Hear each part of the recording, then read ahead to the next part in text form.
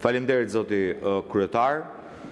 Siç jeni ndjeni, datën 23 shkurt, Këshilli për Rregulloren e Mandatet ka përfunduar shqyrtimin e kërkesës së prokurisë që kërkon autorizim nga Kuvendi i Shqipërisë për arrestimin apo heqjen e lirisë ndaj deputetes Belinda Balluku.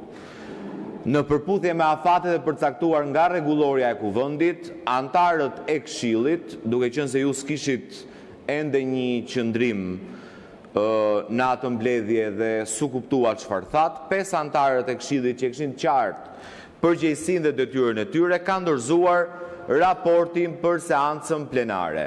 Sipas rregullores, konkretisht pikës 3 të neni 118 të rregullores Kuvendit, ju, zoti kryetar, jeni detyruar ta përfshini raportin si pjesë të seancës më të parë të Kuvendit të Shqipërisë pas dorëzimit të raportit. Raporti është dorëzuar të hënën dhe seanca më e parë që përcakton rregulloria e Kuvendit është seanca e sotme.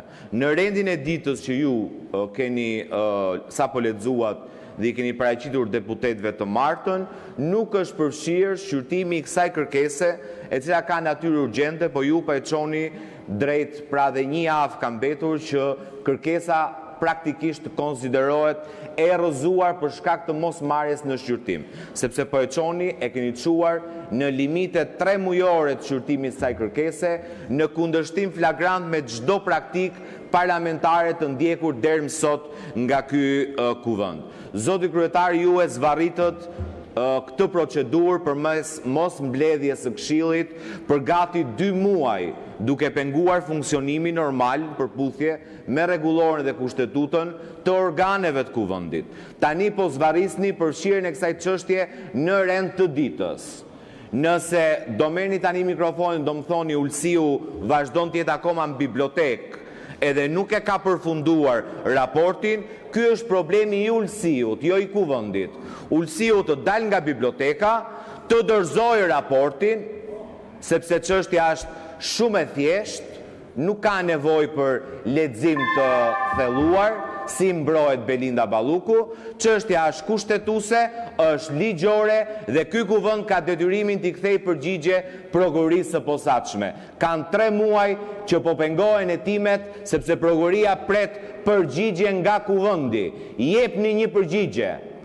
Thoni duam ta mbrojmë korrupsionin nëse keni vendosur ta mbroni korrupsionin, por ktheni përgjigje. Prandaj kërkesa ime është procedurale, ndryshimi. Faleminderit, zoti Balla, keni kërkuar fjalën për procedurë. Duhet ta mbarosh brenda minutazhit. Zoti Balla. Faleminderit. Faleminderit, zoti kryetar. E dëgjova me vëmendje gënjeshtrën dhe të gënjesh edhe në muaj Ramazani është dyfish. Dhe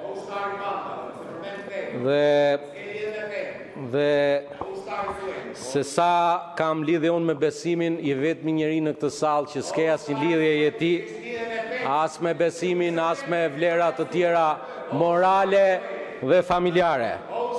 Mungesa e vlerave morale dhe familjare janë tepër të rëndësishme për t'u konsideruar për çdo person. Sa i përket gënjeshtrave që u hodhën në këtë sallë,